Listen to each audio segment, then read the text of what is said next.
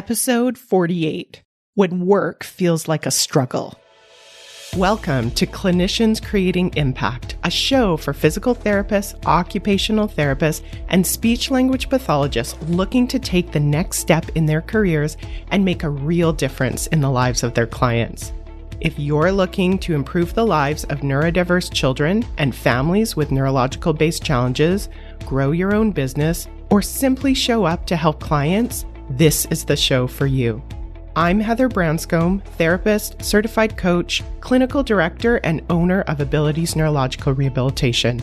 I have over 25 years experience in both the public and private sectors, and I'm here to help you become the therapist you want to be, supporting people to work towards their dreams and live their best lives. You ready to dive in? Let's go. Hi there, friends. I'm recording this episode at the very start of December, and I've noticed that this time of year feels really different for me than it has in other years.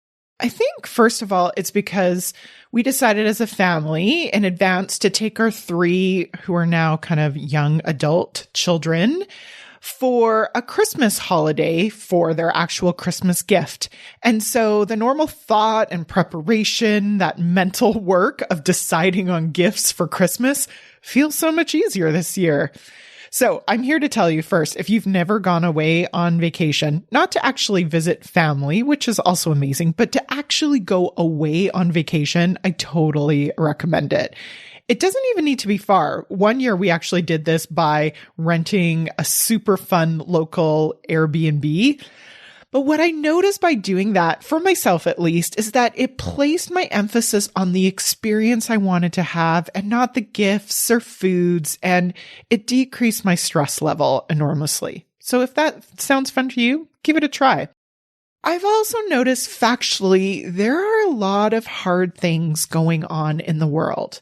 There are hard things locally in our respective professions and also globally. And I've noticed that it is affecting people, and especially some people, harder than others. So when I see my friends, and especially my clinical friends, struggling, I feel both empathy and understanding, and as well as this urge to want to help.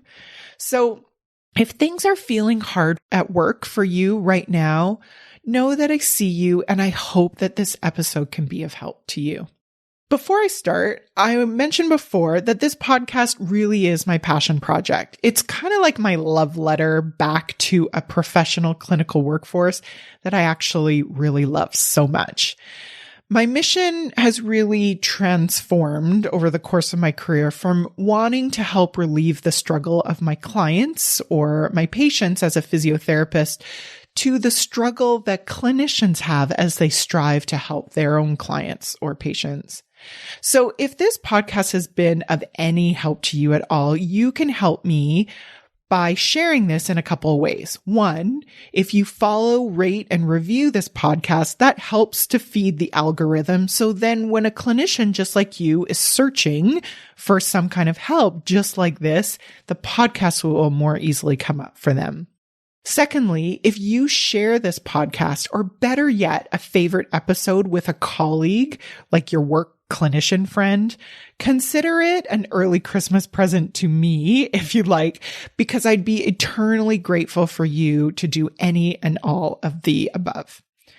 So with that, let's talk about struggling at work.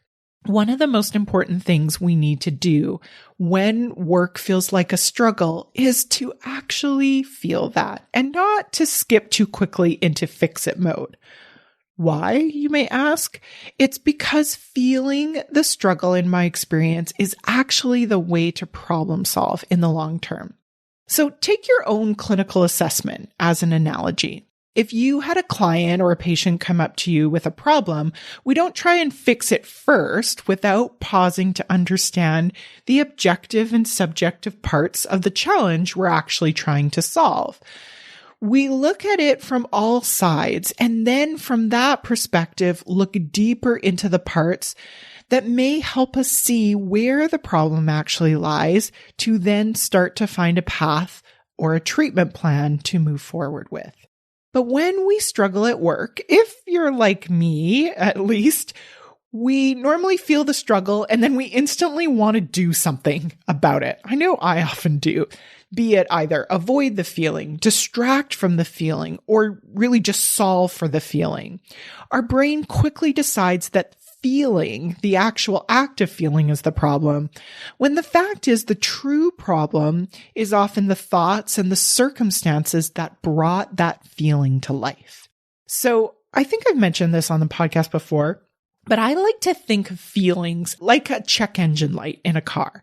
When that light goes on in the car, we don't solve for it by covering up with tape, driving faster, or getting mad at the light. Well, maybe we might get mad at the light at the beginning, but getting mad at the light isn't helpful. None of that will actually change the light. That's where validating your own feelings can be so helpful, because you are validating that you believe that the feeling that you have and acknowledging that there are thoughts and circumstances that lead to that feeling. Validation is an invitation to get curious and to find out more, to find out the why behind that feeling. I can remember a time that I struggled at work, a time before I started at Abilities, although I can assure you there are times before that and after that that I have struggled at work. But I want to share this time with you specifically. I remember that time where I was going to work in a place whose mission I believed in fully, and where the people I worked with also were amazing. I liked them so much.